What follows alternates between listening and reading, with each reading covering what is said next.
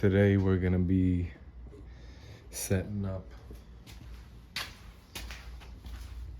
the Accelerator grass catcher on my Scag Liberty Z 52-inch deck.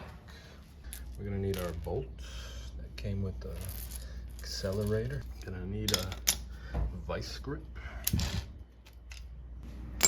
We need a 13mm socket, 1/2-inch wrench. We need a marker. Gonna need drill. Got my Bosch 18-volt metal drilling bits. We're gonna be using, you guys can see there, 1/4.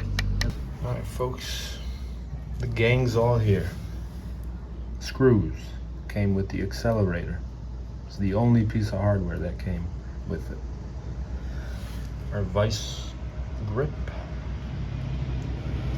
our 13mm socket, Sharpie, 1/2-inch wrench,